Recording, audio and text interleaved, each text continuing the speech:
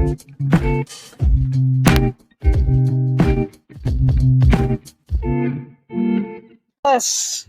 hello, welcome to another Kwentuhan Serye only here on Spotify And and YouTube.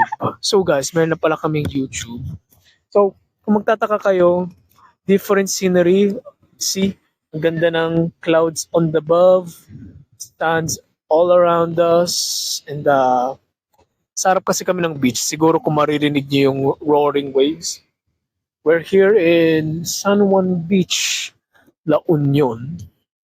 And shout out nga pala, this is not sponsored, pero shout out sa Coastal Caffeine na nag-serve sa amin ito. Actually, it's a funny story kasi kaupo lang namin dito and then there was this guy that came here and then tinanong niya if we want coffee by the beach. So sabi ko, that's very unique. Okay, let's try coffee by the beach.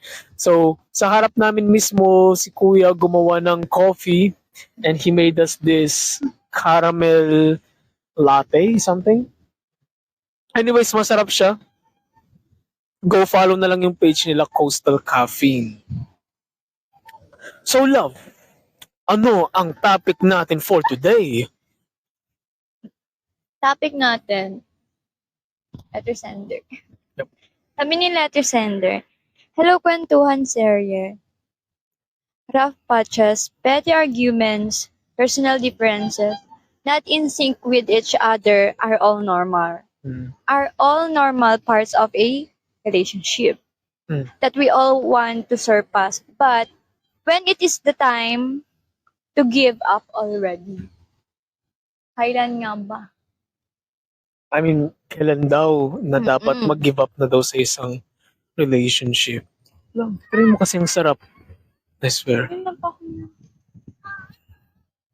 See guys, meron din kayo makikita mga taong tumatakbo sa background namin.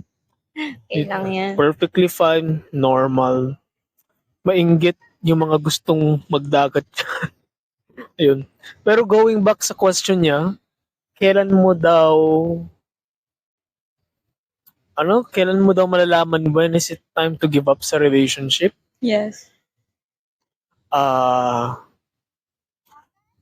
For me naman personally, talagang if the relationship is toxic na, if parang tawag to, if nakakasakit na kayo sa isa't isa, physically, emotionally, mentally, ayun, I think those are already the signs for you na to think if it's time to end na ba yung relationship.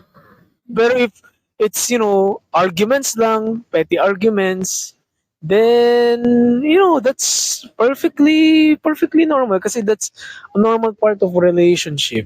Diba? Ikaw ba, love? Siguro, yun, pag toxic na talaga yung relationship. Kasi 'di ba, normal lang naman yung mga ganon na pagdadaanan talaga ng isang or ng dalawang couple. Yeah. Kasi hindi naman pwedeng puro kilig, love lang talaga yung nasa relationship. Mapapagdaanan at mapapagdaanan nila lahat ng yun. Pero pag masyado na ninyong nasasaktan yung isa't isa, siguro it's time na mag-look forward kayo na kung worth it pa ba yung relationship nyo para magstay kayo together or hindi na. Kasi ang hirap naman sabihin na sa ganitong time kailangan wala na kayo. Siguro kayo mismo pa rin makaka-realize kung kailan talaga dapat itigil yung isang relationship. Kasi kung pwede pa naman ayusin, why not? Pero pag dumating na kayo sa point na hindi nyo na din talaga kaya, toxic na, wag na din kayo magdalawang isip na i-end yung relationship habang maaga pa. Kasi parang masasayang na rin yung energy ninyo yung energy ninyo na ipagpatuloy pa yung relationship kahit parang wala na talaga. Pero paano yung mga tao to? Alam mo yung mga tao na kunyari, para kay girl, toxic na yung relationship, gusto na mag-break. Pero para kay guy, no, hindi naman toxic relationship natin. Like, anong Parang pinagsasabi? complicated na masyado ng Kaya ganun. parang, like, yung isa sa tingin niya, toxic na. Yung isa sa tingin niya, parang normal part of the relationship lang ang mag-away, Parang isa sa argument. kanila yung hindi nakukontento or nagiging blind. Either Isa sa kanila. blind by love or blind by hatred and pain na.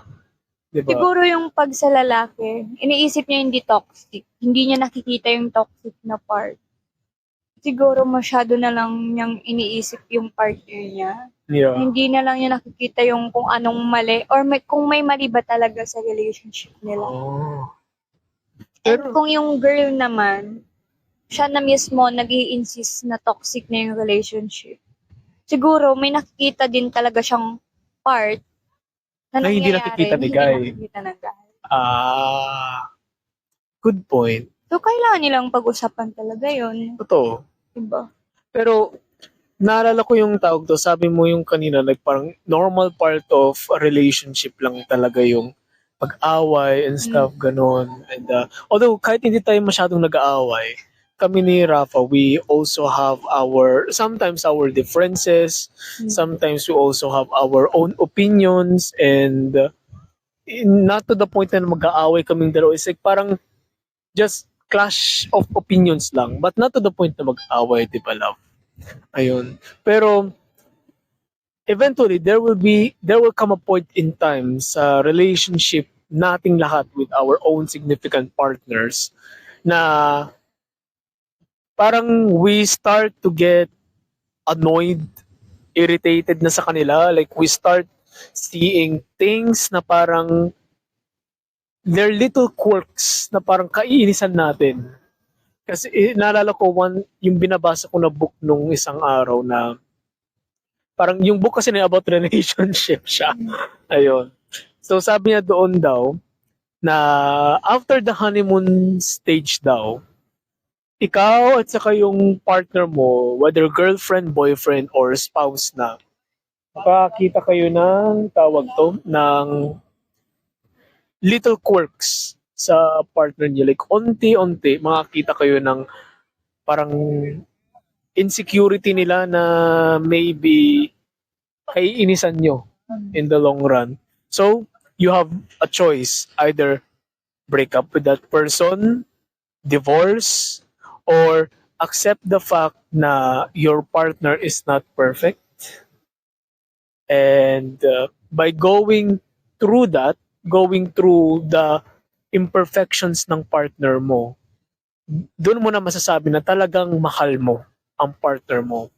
Pero, gaya na sabi nga natin, not all imperfections ng tao kailangan parang, alam mo yung pagtiisin or alam mo yung merong imperfection na maliit lang. Like for example, ako, ayaw ko magwalis na kaiinisan ni Rafa someday sa future.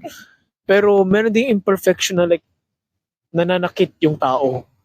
That is an imperfection na parang mag-isip-isip ka na if you still want to be in a relationship with that partner, if you still want to go through the relationship or end it na. Diba? Lahat naman kasi tayo may imperfection. Mm. Pero nasa atin naman kung kaya ba natin baguhin yon. Hindi porket sinabi ng partner natin, parang babaguhin natin siya kasi ayaw naman natin siya maging reason para iwan tayo ng isang tao. Kasi kailangan naman natin talaga mag-adjust pag pumasok tayo sa isang relationship, di ba? Hindi pwedeng gamitin lagi yung kung ano ako, dapat tanggapin mo ko. Kasi parang masyado na siyang toxic. Totoo. Na parang kunyari, ang ayos-ayos ng partner mo pero yung sarili mo hindi mo mismo maayos-ayos.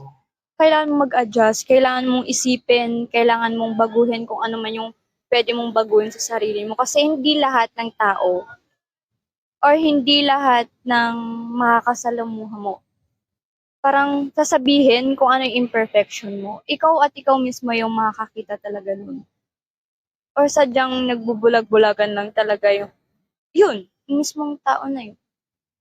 Pero alam mo, meron kang nasabi, love, na parang tawag to, Mm. one thing na sa tingin ng mga tao, love, but actually, hindi naman, is yung part na pag sinabi ng partner mo na, alam mo yung gina-justify niya yung katoksika niya by saying, ako to eh, Mm. ako to, personality ko to, ako'y isang Leo, or ako'y isang, ano, ENTJ, mga ganun personality type.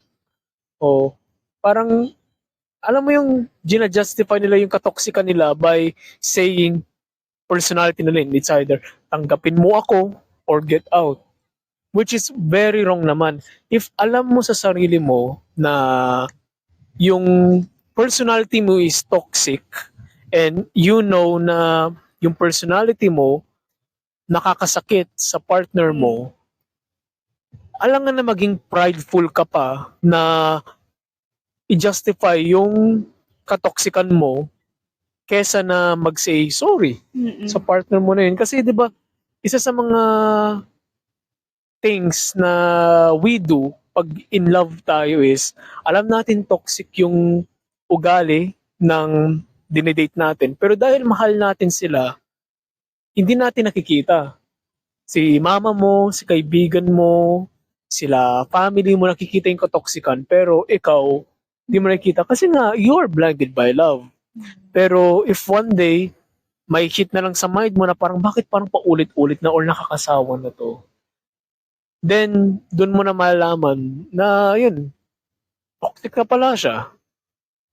Pero tama yun, sa mga partners dyan, it's better na we grow past our toxic trait kesa na mas masaktan pa natin lalo yung partner natin. It's better na tanggalin na yon and tanggalin yung pagiging ma-pride natin kesa na masaktan pa lalo yung partner natin. Diba? I love the fact na nakikitinititigan tayo ng tao dito.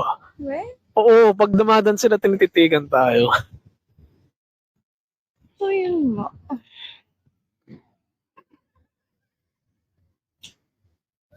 Going back dun sa question niya na kailan nga ba talaga natin masasabi kung mag-give up ka na ba or what? For me lang, the moment na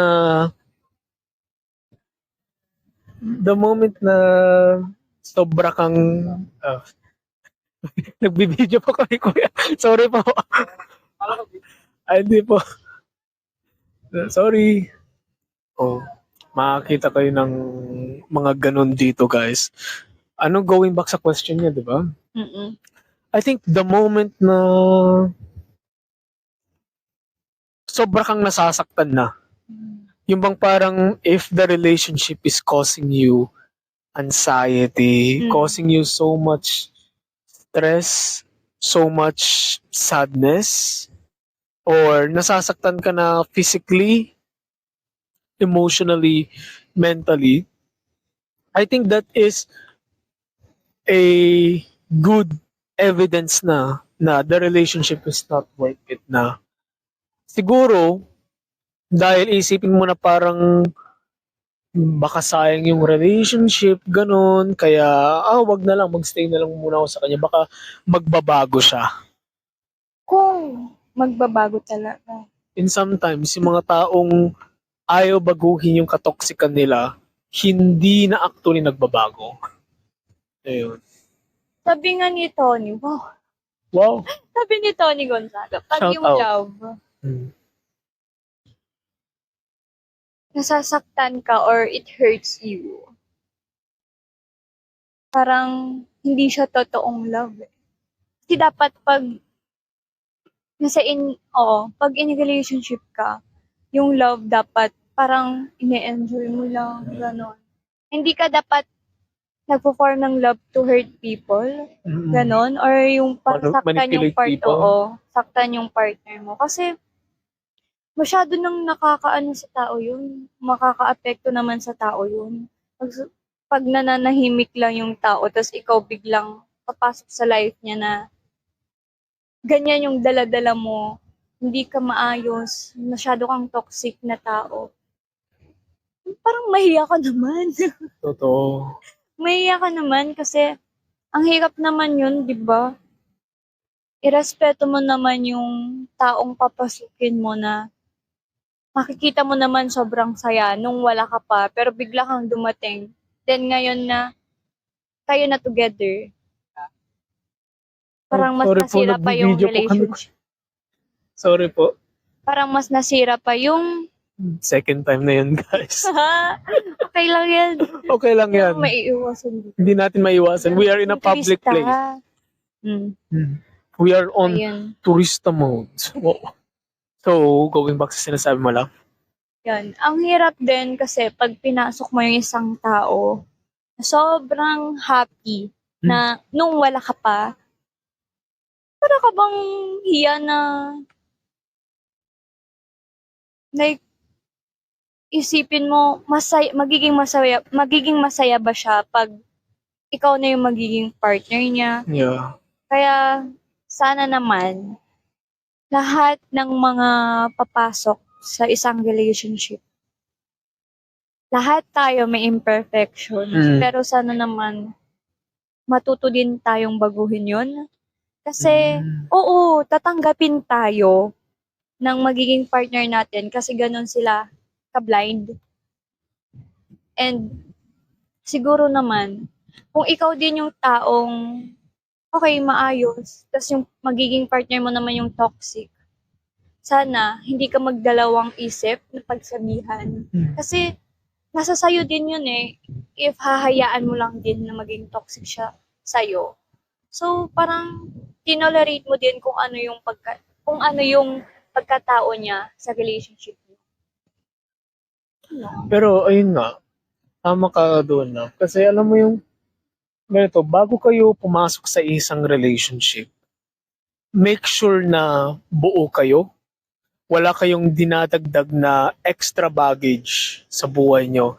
Wala kayong dinadala pang trauma or bitterness sa puso nyo.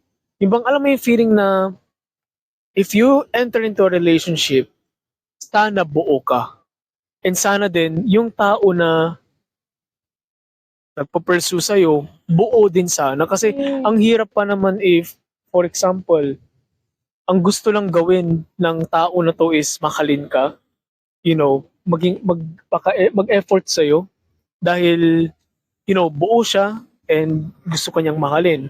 Pero ang hirap naman is, alam mo yung feeling na dahil nasaktan ka before, ayaw mo na magtiwala, pero binigyan mo ng chance itong si Guy, pero dahil meron kang mga previous traumas, past experiences, mabibring up mo sa kanya. Like, Lahat ng papasok sa relationship, hindi sila yung magkakos ng trauma na magiging partner nila. For Parang example, siya na yung sasalo, no? siya nang sasalo lahat ng mga past traumas mo. Like for example, if you've been cheated on before, tapos pumasok ka ulit sa isang relationship, and then alam mo yung feeling na wala namang ginagawang masama yung taong yun. Pero everyday, dahil may trauma ka na cheat ka, everyday pag-iisipan mo na baka itong tao na to mag-cheat. Which is very unfair naman sa tao na yun, di ba? Kaya yun, bago ka pumasok sa relationship, sana naman buo ka. Sana naman wala ka ng dinadalang extra baggage or trauma. And that makes a healthy relationship. Parehas kayong buo and parehas kayong willing mahalin ng isa't isa. Yun lang. Palaw. Wow. We love yung mga topic na alam mo yung about love. Ang dami nating nasasabi. Ito din naman sila eh. Yeah, oo. Actually, isa sa mga major topics ng podcast namin is love talaga. And sa mga message sender namin dyan, ang dami sa inyong may problema talaga sa love life. Kaya hindi kami mauubusan ng topic. Ayun. Pero this is such an interesting question. Oo nga, this is such an interesting question kasi kailan ka, kailan mo malaman when it's time to give up na? Ano si guys, ang solid nito talaga. Ay, solid din na nagbeben. Solid din ang nagbebenta guys, my God. Malay niyo, so sabi naman nila na kung okay lang i-vlog kami, okay lang naman vlog kami kanina. So ano pa love? Ano pang masasabi mo sa ating message sender? Parang sinabi ko din kanina sa isang topic natin na sana lahat kasi sure ako pagsisisihan yun din yun pag nangyari. Totoo. Ang Wag hirap niyong naman, no? Huwag niyong dalhin yung past traumas and past bitterness niyo sa bagong partner niyo. Kasi siya naman yung kawawa. Guys, maawa naman kayo sa taong gusto lang naman kayong mahalin. Pero kung dadalhin niyo yung past traumas and past hurt niyo sa taong yun, masasaktan niyo lang din sila. Gaya nga ng sabi ko noon sa dati nating podcast, hurt people. Ayun.